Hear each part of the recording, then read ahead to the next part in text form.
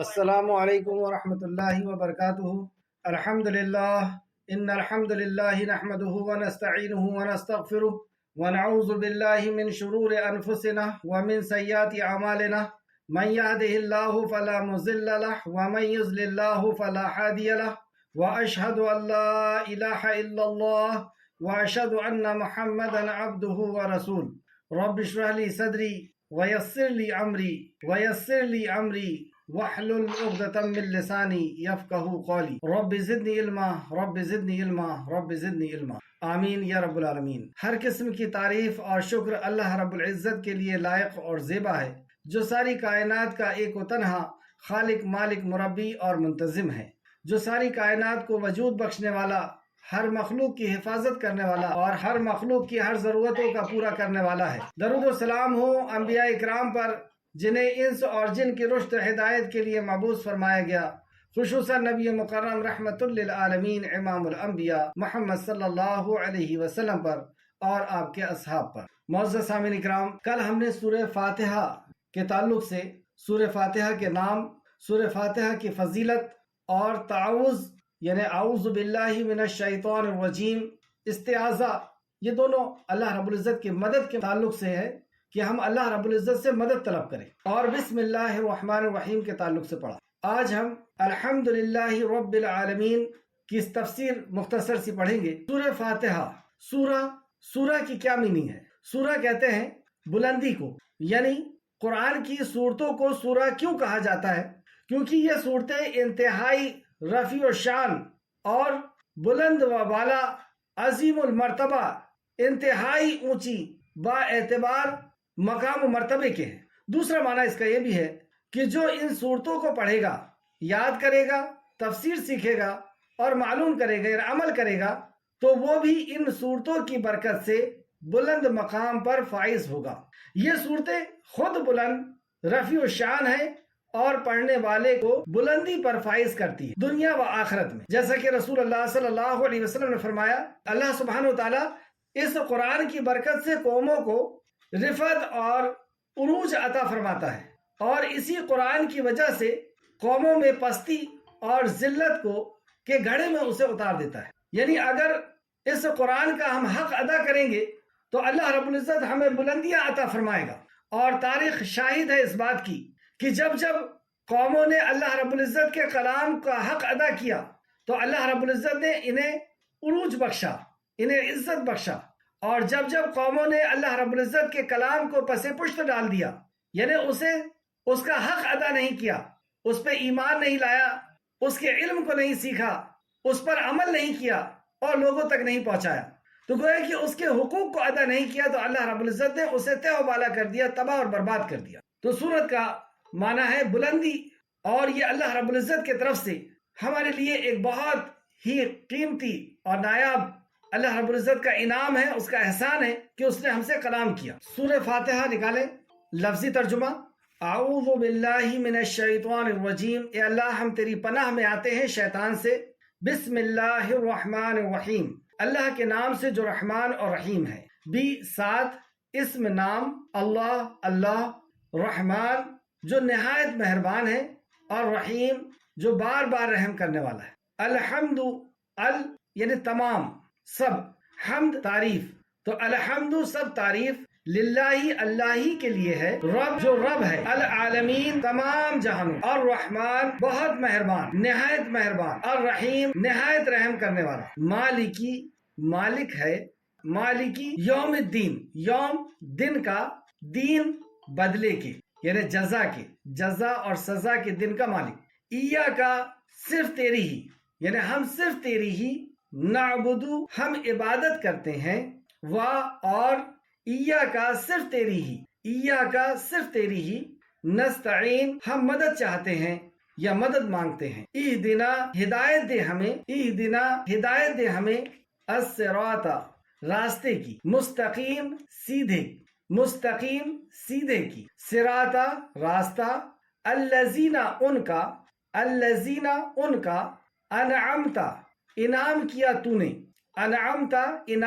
تو نے، علیہم جن پر، یا اوپر ان کے، غیری نہ مغضوبی ان کا جو غضب کیا گیا، مغضوبی ان کا جو غضب کیا گیا، علیہم اوپر ان کے یا جن پر، علیہم جن پر یا اوپر ان کے، ولضالین اور نہ جو گمراہ ہوئی۔ ماں محاورہ ترجمہ، یعنی آپ کے پاس جو قرآن ہے اس سے دیکھ کر کے نیچے والی لائن میں ترجمہ لکھیں گے، اور جہاں پہ ترجمہ لکھا ہے اس کے نیچے والی لائن میں لفظی ترجمہ جو بھی لینگویج میں آپ لکھنا چاہیں، ہندی میں، اردو میں یا رومن میں، اس کو لکھیں تاکہ وہ لفظ یاد ہو جائے۔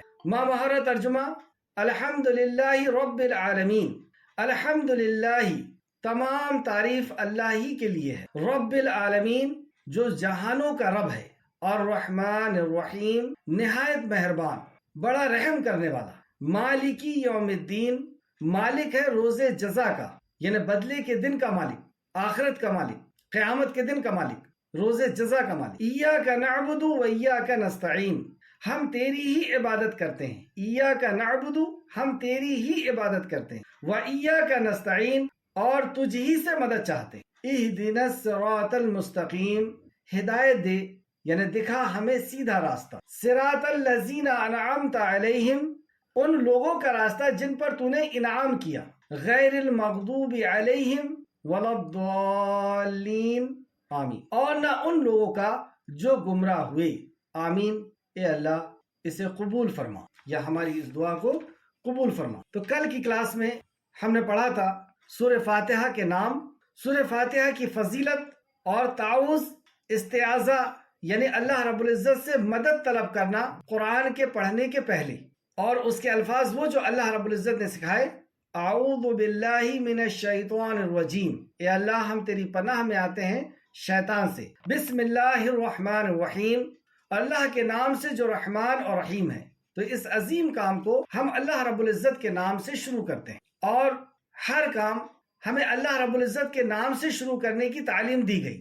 اس تعلق سے چند احادیث بتائی گئی تھی کہ ہم کھانا کھاتے وقت یا وضو کرتے وقت یا اور بھی دوسرے کام کرتے وقت، جیسے ابو داؤد کی ایک حدیث، رسول اللہ صلی اللہ علیہ وسلم نے فرمایا جب بندہ گھر میں داخل ہوتے ہوئے اللہ کا نام لیتا ہے اور کھانا کھاتے وقت اللہ کا نام لیتا ہے تو شیطان کہتا ہے تمہارے لیے نہ کھانا ہے اور نہ ٹھکانا ہے۔ مطلب شیطان جب بندے کو یہ دیکھتا ہے کہ وہ اللہ کا نام لے کر کے گھر کے اندر داخل ہو رہا ہے اور اللہ کا نام لے کے کھانا شروع کر رہا ہے تو وہ مایوس ہو جاتا ہے اور کہتا ہے کہ نہ اب مجھے یہاں پہ کھانا ملے گا، نہ یہاں پہ مجھے رہنے کی جگہ ملے گی۔ اور جب بندہ گھر میں داخل ہوتے وقت اللہ کا نام نہیں لیتا اور کھانا کھاتے وقت اللہ کا نام نہیں لیتا تو شیطان کہتا ہے کہ یہاں پہ تمہارے لیے کھانا بھی ہے اور رہنا بھی۔ تو پتہ یہ چلا کہ اگر ہم اللہ کا نام لے کر کے گھر میں داخل ہوں گے تو شیطان داخل نہیں ہو سکتا، اور ہم اللہ کا نام لیتے ہوئے اگر کھانا کھائیں گے تو شیطان ہمارے کھانے میں شامل نہیں ہو سکتا، ورنہ وہ کھانے میں شامل بھی ہوگا اور رات میں بھی شامل ہوگا یا گھر میں شامل ہوگا۔ تو یہ ابو داؤد کی حدیث ہے، ابو داؤد حدیث نمبر 3765۔ یہاں تک ہم نے دیکھا بسم اللہ الرحمن الرحیم کی فضیلت کے تعلق سے۔ آج ہم دوسری آیت پڑھیں گے، الحمد للہ رب العالمین۔ الحمد تمام یا سب تعریف، للہ اللہ ہی کے لیے، کیوں؟ کیونکہ وہ رب ہے، عالمین تمام جہانوں کا۔ حمد کسے کہتے ہیں؟ یا جو شروع میں ہے کہ ہر قسم کی تعریف اور ہر قسم کا شکر اللہ رب العزت کے لیے۔ اگر ہم اللہ کے علاوہ کسی اور کی تعریف بھی کرتے ہیں، جیسے ہم کہتے ہیں بچہ بہت خوبصورت ہے، کتنی اچھی اس کی آنکھ ہے، کیسی اس کی پلکیں ہیں، اتنا چھوٹا سا بچہ، کیسا اس کا گال ہے، کیسے اس کے بال ہیں، کیسے اس کی بھاؤں ہیں، تو اصل میں ہم اس کی تعریف نہیں، اس کے بنانے والے کی تعریف کر رہے ہیں کہ کیسا اس نے بنایا ہے، اس رب نے اسے کیسا بنایا ہے۔ اسی طریقے سے ہم اگر علم کی کسی کی تعریف کر رہے ہیں تو وہ علم کس نے عطا کیا؟ تو اصل میں وہ تعریف اللہ کی ہے کہ اللہ نے اسے علم۔ اگر ہم کسی کی طاقت کی تعریف کر رہے ہیں تو وہ طاقت اسے کس نے عطا کی؟ اگر ہم کسی کی دولت کی تعریف کر رہے ہیں تو وہ دولت اسے کس نے عطا کی؟ تو اللہ سبحانہ وتعالیٰ ہی اصل میں تعریف کا حقدار ہے، تعریف کا مستحق ہے، اور شکر کا بھی، کیونکہ اسی نے یہ نعمتیں عطا کی ہے، اور جو کچھ ہماری نظر کے سامنے ہے وہ سب اس نے بنایا ہے، اس لیے تعریف بھی اسی کی ہے، شکر بھی اسی کا ہے۔ حمد کسے کہتے ہیں؟ شیخ عثیمین حمد کی تعریف کرتے ہیں، شیخ عثیمین حمد کی تعریف کرتے ہیں کہ حمد کے اندر یہ 4 چیزیں ہونی چاہیے۔ پہلا، اس کو نوٹ کریں، تعریف محمود کی کمال کے ساتھ، محبت اور تعظیم کے ساتھ، محبت اور تعظیم کے ساتھ 4 چیزیں ہوئی. پہلی محمود کی تعریف، اور دوسرا کمال کے ساتھ، محبت کے ساتھ تیسرا، اور تعظیم کے ساتھ. جیسے تعریف کرنا یعنی وصف بیان کرنا محمود کا. محمود کسے کہتے ہیں؟ محمود جس کی تعریف کی جا رہی ہے. میں اور آپ حامد ہیں یعنی تعریف کرنے والے، اور اللہ سبحانہ و تعالی محمود ہے جس کی تعریف کی جا رہی ہے، اور اس کا حقدار صرف اللہ ہے. الحمد کہہ کر کے اللہ نے بتایا کہ ساری تعریف اللہ کے لیے. دوسرا تعریف بیان کرنا کمال کے ساتھ، یعنی ہر لحاظ سے کامل ہے. جیسے وہ رازق ہے تو ایسا کمال اس کی رزاقیت میں کہ ہر مخلوق کو وہ کھلا رہا ہے، پلا رہا ہے، ان کی ہر ضرورتوں کو پوری کر رہا ہے. وہ ایسا رازق ہے، کمال اس کے اندر. وہ مالک ہے تو اس کے اندر کمال ہے. محافظ ہے، حفاظت کرنے والا ہے، تو کوئی چیز اس کے آڑے نہیں آ سکتی اگر وہ کسی کی حفاظت کرنا چاہتا ہے. جیسے موسیٰ علیہ السلام نے بھرے سمندر کے سامنے یا دریا کے سامنے کہا تھا کہ ڈرو نہیں، میرا رب میرے ساتھ ہے. تو اس کی ایسی تعریف جو وہ کامل ہے تعریف کے. اور تیسرا محبت، یعنی ہم اس کی تعریف محبت کے ساتھ کرتے ہیں. جیسے دوسری تعریفیں جو دنیا میں ہم کرتے ہیں، جیسے بادشاہ کی تعریف کی جا رہی ہے تو ضروری نہیں ہے کہ اس سے محبت ہو. کسی پیسے والے کی تعریف کی جا رہی ہے تو پیسے کی بنیاد پہ تعریف کی جا رہی ہے. کسی پاور والے کی تعریف کی جا رہی ہے تو اس کے پاور کی بنیاد پہ کی جا رہی ہے کہ نہیں کریں گے تو یہ سزا دے دے گا، نہیں کریں گے تو یہ نکال دے گا. تو اس کی کوئی خوبی کی وجہ سے اس کی تعریف کی جا رہی ہے، یعنی بادشاہت کی وجہ سے، پیسے کی وجہ سے یا پاور کی وجہ سے. لیکن اللہ کی تعریف محبت کے ساتھ کی جائے تب وہ حمد ہے. چوتھی چیز اس حمد کے اندر ہونی چاہیے تعظیم، انکساری، جھکاؤ، عزت، تعظیم کے ساتھ. جیسے دوسروں کی جو تعظیم ہوتی ہے بعض دفعہ وہ مذاق ہوتی ہے. جیسے کوئی جاہل آ رہا ہے اور آپ اسے کہیں کہ آئیے ڈاکٹر صاحب، تو ڈاکٹر صاحب یہ تعریفی جملہ ہے لیکن وہ اس کے لائق نہیں تھا، یا آپ نے اس جاہل کو وہ تعریف کی. یا جیسے کوئی بزدل ہے اور آپ اس کو کہیں کہ یہ شیر دل انسان ہے، تو گویا کہ آپ اس کی بے عزتی کر رہے ہیں. لفظ ضرور تعریف کا ہے لیکن آپ کے دل میں تعظیم نہیں ہے. تو حمد جب ہم اللہ رب العزت کی کرتے ہیں تو اس کے اندر یہ چاروں چیز ایک ساتھ پائی جاتی ہے. سب سے پہلی کہ وہ محمود ہے، وہ ذات ہے جو حمد کے لائق ہے. دوسرا کہ اس کے اندر ہر صفات کمال کی ہے، اس کی تعریف کمال کے ساتھ. جب ہم رحمان کہیں گے تو ایسا کوئی رحمان نہیں، جب ہم رزاق کہیں گے تو اس کے علاوہ کوئی رزاق نہیں. اور اسی طریقے سے ہم اس کی تعریف محبت کے ساتھ کریں اور تعظیم کے ساتھ. یہ چاروں چیز مل کر کے ہم یہاں پہ اللہ رب العزت کی بارگاہ میں ہاتھ باندھ کر کے کہتے ہیں الحمدللہ. ایک لطیف احساس جو اللہ رب العزت کی نعمت کو پا کر کے اور اس کے احسانات کو جان کر کے بندے کے دل کے اندر سے اٹھتے ہیں، محبت کے ساتھ، تعظیم کے ساتھ اور اس کی کمال قدرت کے ساتھ. الحمدللہ اللہ ہی کے لیے ہے. کچھ دے تب بھی حمد اور نہ دے تب بھی وہ بے مثال صفت کی بنیاد پر اس کی ذات صفات کے لحاظ سے بھی حمد کے لائق ہے. حمد کیوں کی جاتی ہے؟ کوئی کچھ دیتا ہے اس لیے. تو اللہ رب العزت نے بے انتہا نعمتیں ہمیں عطا کی، اتنی نعمتیں کہ جن کو نہ ہم گن سکتے ہیں، نہ دیکھ سکتے ہیں، نہ جان سکتے ہیں. اور اگر وہ نہ بھی دے تو بھی وہ حمد کے لائق ہے، اس کی ذات، اس کی صفات کے اعتبار سے. حمد جو نعمتیں اللہ رب العزت نے ہم کو عطا کی ہے اس کا بدلہ ہے. حشر کے میدان میں اللہ رب العزت اگر کسی ایک ادنا نعمت جو سب سے چھوٹی نعمت ہے اسے بلائے اور کہے کہ جا اپنا بدلہ لے لے، اور وہ نعمت جو ہمیں دنیا میں ملی ہوئی ہے وہ نعمت ہماری پاس آئے اور پوری نیکیاں ہماری کھا جائے، لے لے، اور اللہ کہے کہ کیا تو نے اپنا بدلہ لے لیا. پھر سے سمجھیں، جیسے آنکھ بہت بڑی نعمت ہے، اس نعمت کا بدلہ ہم کیا دے سکتے ہیں اللہ رب العزت؟ دنیا میں اگر کوئی کہے کہ پورا ہندوستان تمہارے نام پہ کر دیتے ہیں، 2 آنکھیں دے دو، کیا ہم دیں گے؟ تو پتہ ہی چلا کہ ان 2 آنکھوں سے زیادہ اس ہندوستان کی قیمت نہیں. ہمارے لیے ہماری آنکھوں کی جو قیمت، ہمارے لیے ہمارے پیروں کی جو قیمت ہے، یہ تو بڑی نعمتیں ہیں. ادنا نعمت، چھوٹی نعمت، اس کا بھی بدلہ ہم دنیا میں نہیں دے سکتے. حشر کے میدان میں اللہ رب العزت اگر اس نعمت سے کہے کہ جا اپنا بدلہ لے لے، اور وہ ہمارے پاس آئے اور ہماری ساری نیکیاں لے لے، اور اللہ رب العزت کہے کہ کیا تیرا بدلہ پورا ہو گیا، تو وہ نعمت کہے گی کہ اے اللہ تیرے عزت و جلال کی قسم ابھی میرا بدلہ پورا نہیں ہوا. تو یہ جو نعمتیں ہمیں مل رہی ہیں اس کا بدلہ کیا ہے؟ رسول اللہ صلی اللہ علیہ وسلم نے فرمایا اس کا بدلہ جب کوئی نعمت تمہیں عطا ہو، ملے، اور بندہ اس پہ کہہ دیتا ہے الحمدللہ، تو گویا کہ یہ اس کا بدلہ ہو گیا، اس سے بہتر اس نے لوٹا دیا۔ اللہ رب العزت ہم سب کو حمد کرنے والا بنا، اس کا شکر ادا کرنے والا بنا۔ اور شکر کا ہی الٹا ہوتا ہے کفر، کہ جو نعمتیں اللہ نے ہمیں دی ہے اس نعمت کا کریڈٹ ہم کسی اور کو دیں کہ فلاں نے ہمیں وہ نعمت دیا۔ وہ کریڈٹ چاہے ہم اپنی ڈگریوں کو دیں، اپنی نوکری کو دیں، اپنی صلاحیت کو دیں، اپنی طاقت کو دیں، یا کسی اور مخلوق کو، کسی جانور کو، کسی پیڑ کو، کسی انسان کو، کسی ولی کو، تو یہ نعمت اللہ نے دی ہے، اس کا حق، اس کا شکر جو ہے وہ اللہ کو ادا کیا جائے۔ تو الحمدللہ، تمام تعریف اور تمام شکر تیرا ہے۔ اور اس کے بعد اللہ رب العزت کا اسم اعظم، یہ صفت ہے اللہ رب العزت کی۔ اور قرآن میں جہاں پر بھی صفت آئے تو ہمیں 4 اصول اچھی طرح یاد ہونے چاہیے۔ پہلا، کہ جو صفت آئی ہے اس کی تشبیہ نہیں دینا ہے، کیونکہ جو صفت اللہ رب العزت کی ہے اس کی تشبیہ دینا کہ اس کے جیسا کسی کو کہنا، یعنی کسی سے تشبیہ دینا، کسی سے اس کی مثال دینا، تشبیہ دینا مثال دینا۔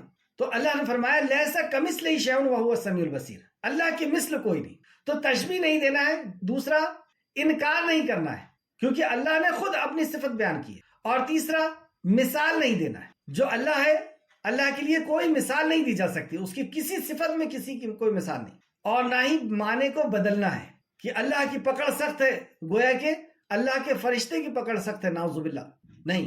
جب اللہ نے کہا کہ اللہ کی پکڑ سخت ہے تو اللہ ہی کی پکڑ سخت ہے، اس کے معنی کو بھی ہم نہیں بدل سکتے۔ تو من وعن، جیسا ہے اللہ رب العزت کی صفات قرآن میں آئی ہے ویسے کی ویسے ہی اسے سمجھنا ہے اور ویسے کی ویسے ہی اس پر ایمان لانا ہے۔ اللہ ہمیں توفیق عطا فرمائے۔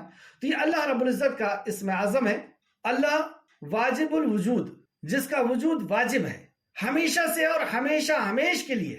الحی القیوم، ہمیشہ سے اور ہمیشہ ہمیش کے لیے قیوم ہے، تھامنے والا ہے۔ اللہ سب سے بڑا نام ہے جس کے نام کا کوئی معنی بتا کر اس کا حق ادا نہیں کر سکتا۔ اللہ کے نام کا معنی بتا کر کے کوئی اس معنی کا حق ادا نہیں کر سکتا۔ جیسے دنیا حیران ہے کہ وہ ذات کیا ہے اس کی قدرت کے سامنے، یعنی اس کی قدرت کو دیکھ کر کے حیران کہ اتنا بلند آسمان بنا دیا، وہ رب کتنا بلند ہوگا۔ اس کی ایک ایک مخلوق کو دیکھ کر حیران، اس کی نعمت کی عطا کو دیکھ کر کے وہ حیران ہے، اس کی صفات کے تعلق سے، یعنی کہ وہ سمیع ہے۔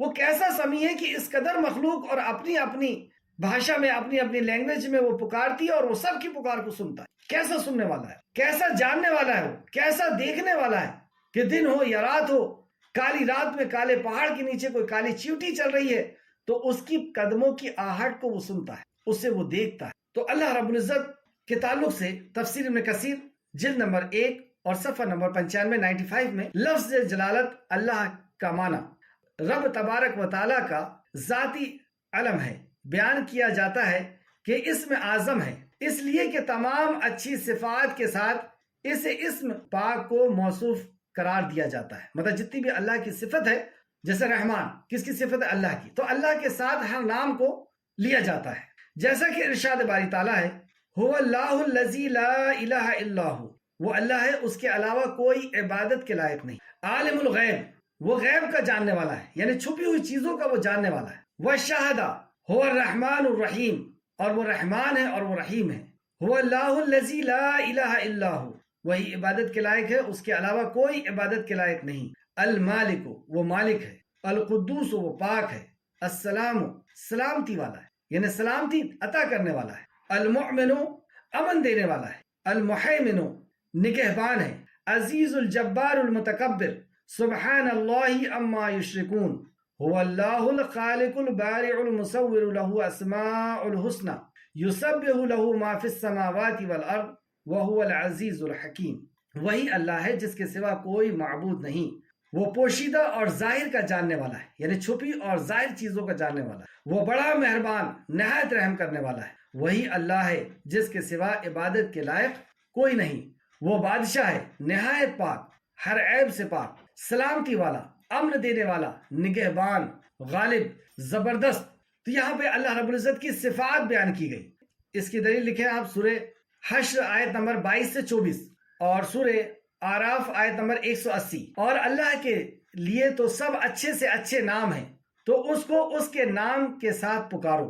تو اللہ رب العزت کی جو اسم اعظم ہے، اس سے ہم اللہ رب العزت کی معرفت حاصل کرتے ہیں، اللہ کی پہچان حاصل کرتے ہیں، کہ وہ رحمان کیسا رحمان ہے کہ اس کے علاوہ کوئی اور رحم کرنے والا نہیں. وہ رزاق ہے تو اس کے علاوہ کوئی اور رزق نہیں دے سکتا. وہ سمیع ہے تو اس کے جیسا کوئی سننے والا نہیں. تو اللہ رب العزت کی اسماء الحسنی کے ذریعے سے ہم اللہ رب العزت کی معرفت حاصل کرتے ہیں، اللہ کی پہچان حاصل کرتے ہیں اور اس کا حق اس کو دیتے ہیں. کیونکہ اسماء الحسنی میں بھی اگر ہم نے شرک کیا تو یہ شرک کہلائے. اور دوسرا کہ ان اسماء الحسنی کے ذریعے سے ہم اللہ رب العزت سے مدد طلب کرتے ہیں، اللہ رب العزت سے دعا مانگتے ہیں. جیسے کہ یہاں پہ سورہ اعراف آیت نمبر 180 میں فرمایا، اور اللہ ہی کے لیے تو سب اچھے سے اچھے نام ہیں تو اس کو اس کے نام سے پکارو. تو اللہ کے اچھے سے اچھے نام ہیں اور ہمیں اللہ کے نام کے ساتھ اللہ رب العزت کو اپنی دعا میں پکارنا ہے. الحمدللہ، تمام تعریف، تمام قسم کا شکر اللہ ہی کے لیے ہے. کیوں ہے؟ کیونکہ وہ رب ہے. رب یہ بھی اللہ رب العزت کے اسماء الحسنی، اللہ کا نام. رب جب بھی کہا جائے تو ہمارے ذہن کے اندر اس کی میننگ آنا چاہیے کہ وہ رب ہے، یعنی خالق ہے، مالک ہے، مدبر ہے. توحید کی 3 قسمیں ہیں. سمجھنے کے اعتبار سے علماء نے اس کو 3 حصوں میں بانٹا ہے. پہلا توحید ربوبیت، دوسرا توحید الوہیت اور تیسرا اسماء الحسنی.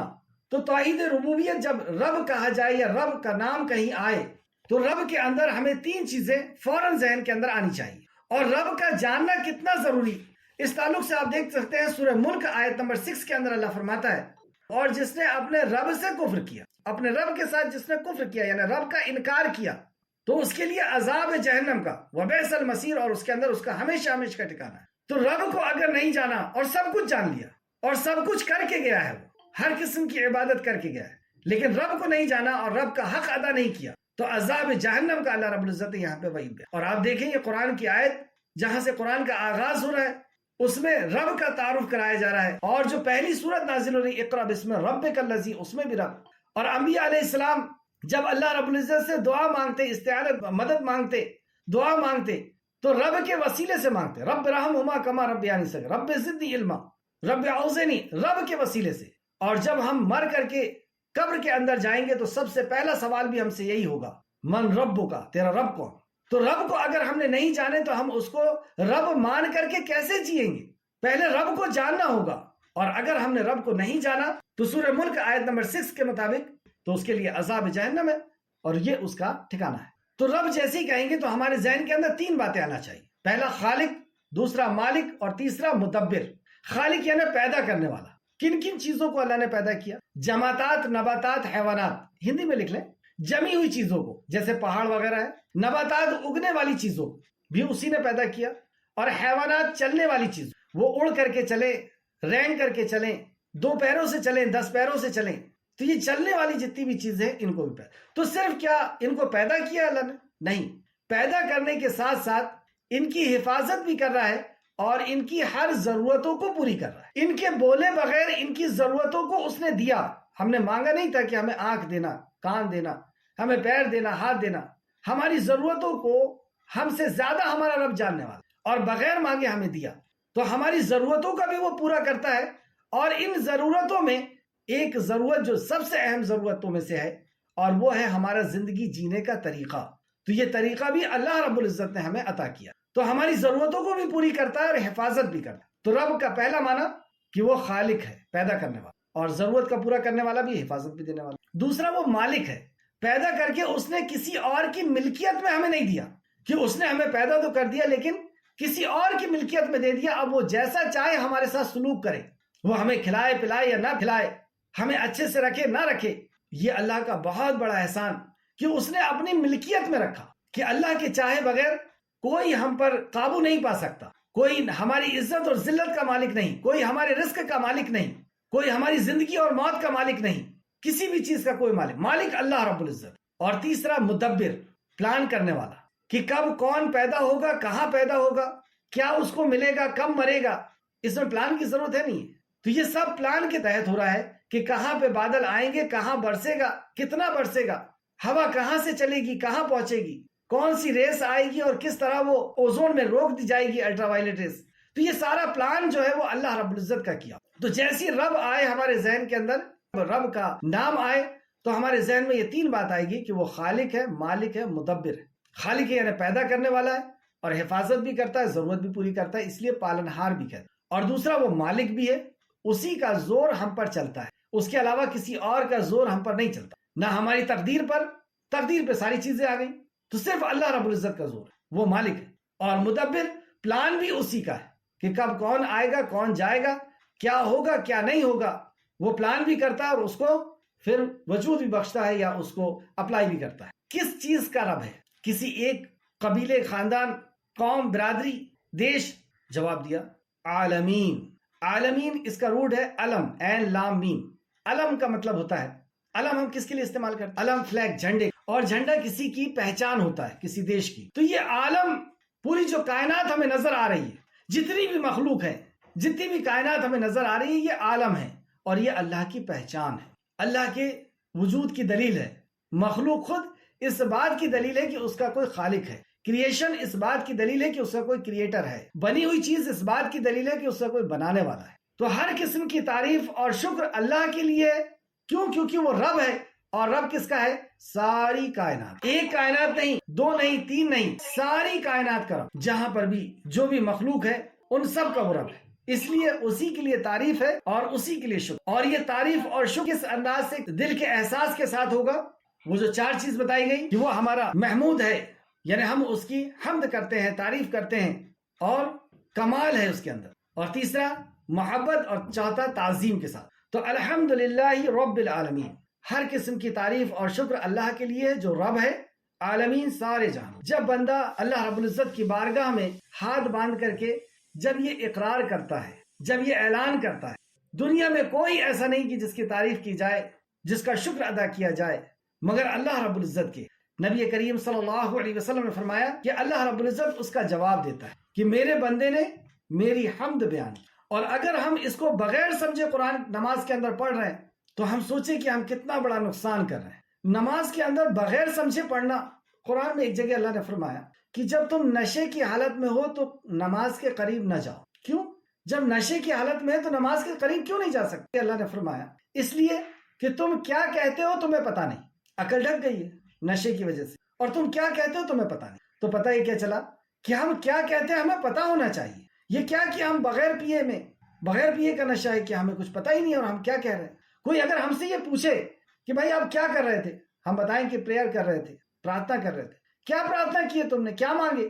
وہ نہیں معلوم، تو وہ کہے گا نا کہ کیوں کر رہے تھے پھر۔ تو ہم کیا کہہ رہے ہیں اللہ رب العزت سے، اس کے ایک ایک لفظ کو اللہ رب العزت ہمیں سمجھنے، اس پہ غور و فکر کرنے، اس کی گہرائی کو جاننے کی ہمیں توفیق عطا فرمائے، اور ویسی زندگی گزارنے کی ہمیں توفیق عطا فرمائے تاکہ ہم کہیں الحمدللہ رب العالمین پورے سوچ سمجھ کر کے اور عمل کی بنیاد پر، اور اللہ رب العزت اس کا جواب دے کہ میرے بندے نے میری حمد بیان کی، میری تعریف کی۔ اور جب بندہ کہتا ہے الرحمن الرحیم تو اللہ رب العزت فرماتا ہے کہ میرے بندے نے میری بزرگی بیان فرمائی۔ یہ مسلم شریف کی حدیث ہے، حدیث نمبر 395۔ دوسری آیت الرحمن الرحیم، یہ اللہ رب العزت کے اسماء الحسنی ہے۔ تو پہلی آیت میں ہمیں توحید ربوبیت کے تعلق سے پتہ چلا، دوسری آیت الرحمن الرحیم کہ اللہ رحمان ہے اور رحیم ہے۔ رحمان کے تعلق سے کہ اللہ رب العزت کیسا رحمان ہے کہ اس کا رحم ہم اس کو بھول کر کے زندگی گزار رہے ہیں، لیکن وہ کبھی ہم کو نہیں بھولتا۔ الرحمن علی العرش استوى، رحمان وہ ہے جو عرش پر مستوی ہوا، یعنی اس نے اپنی رحمت میں ساری مخلوق کو ڈھانک لیا۔ وہ ایسا رحمان کہ کوئی اسے مانتا ہے، کوئی نہیں مانتا، کوئی اس کے مطابق زندگی جیتا ہے، نہیں جیتا، وہ ہر کسی کے لیے رحمان ہے، ہر کسی کی ضرورتوں کو وہ پوری کر رہا ہے، اور وہ رحیم ہے۔ تو رحیم وہ اپنے خاص بندوں کے لیے رہے گا کل حشر کے میدان میں۔ آج وقت کافی ہوا، انشاءاللہ تعالیٰ کل اس کے تعلق سے اس کی تفسیر کی جائے گی۔ اللہ رب العزت سے دعا ہے کہ جو کچھ بھی ہم نے پڑھا سمجھا اس پہ ہمیں مزید غور و فکر کرنے کی خالق مالک تو ہمیں توفیق عطا فرما۔ جب تک ہمیں زندہ رکھ، ایمان اور اخلاص کے ساتھ، عمل صالح کے ساتھ ہمیں زندہ رکھ، اور ہمارا خاتمہ بالخیر فرما، اور نیکوکاروں کے ساتھ ہمارا شمار فرما۔ آمین یا رب العالمین۔ السلام علیکم ورحمۃ اللہ وبرکاتہ۔